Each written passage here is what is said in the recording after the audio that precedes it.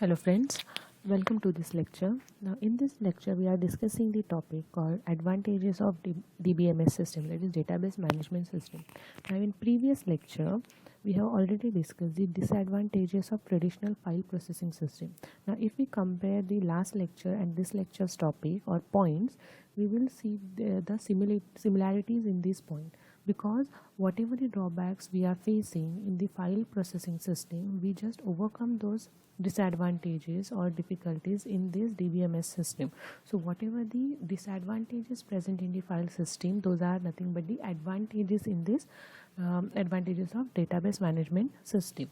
So first point is, in database management system, the redundancy controlling happen. So controlling the data redundancy. Now what is meant by data redundancy? The repetition of copies or data gets stored in the file. See, the file-based data management system contains multiple files that were stored in many different locations in the same file or even across the multiple system. Because of this, there are sometimes multiple copies of the same file, which leads to the data redundancy.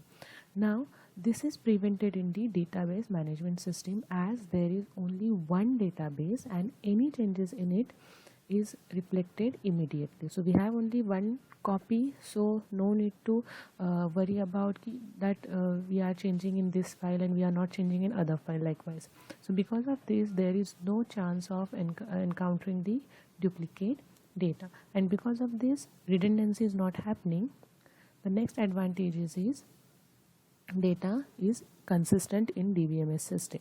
Now consistency mean which is not happening in the file processing system. Why? Because in file processing system we have a multiple copies of the data, and because of that, if we are changing data in one place, that is not reflected in other files.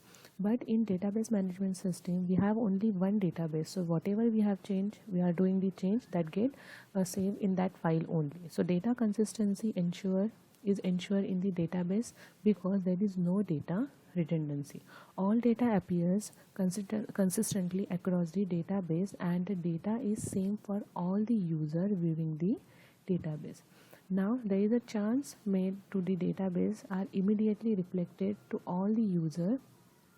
Any changes made to the database are immediately reflected to all the users, and there is no data inconsistency happen in the DBMS system. The third advantage is data sharing. Now we are able to easily share the data across the multiple users. See, the users of a database can share data along themselves, and there are various levels of authorization to access the data, and consequently the data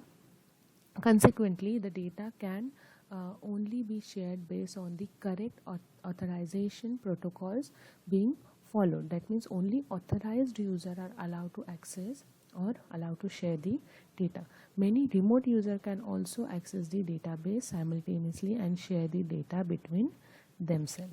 Next advantage is data independence. Now in DBMS we can completely separate the data structure. That means how data is going to store, how the data structure is, I mean what type of data types or what type of structure we are using. Okay, structure of a database and a program or application which are used to access the data. See, we have two parts while storing the data. First we define the structure, that in what format we are storing the data, like specification, constraints or size and all. And second part is a program which is going to handle that data.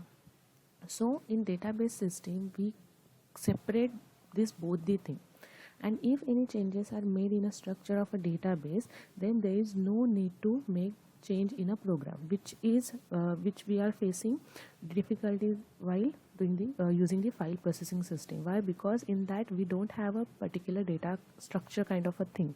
We use some normal separation mechanism like comma, dash or semicolon, like that, and if we change that particular thing later on, then we have to change our program also. Now for example, we can modify the size or a data type of a data item without making any change in an application program. That means we don't have to change in a front end while we are changing the back end specification.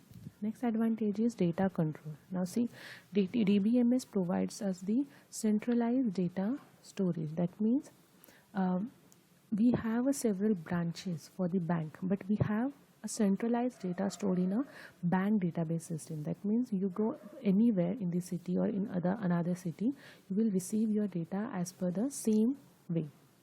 So why? Because DBMS provides us the centralized data storage. So data controlling is very easy in the database compared to the traditional file system. Next, the important advantage is data security.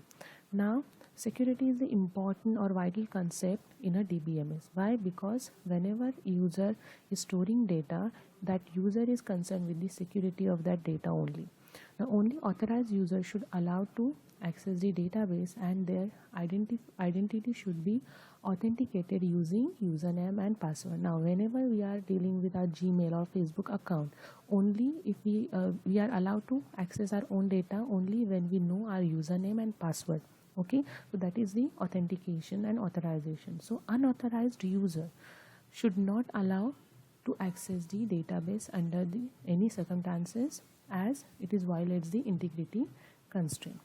Next advantage is control over the concurrency. Now, concurrency means accessing same data by a multiple user at the same time, which is not applicable in the file processing system. That means if we are changing something or updating one file, the same file should not get used by the other user for reading or a writing purpose.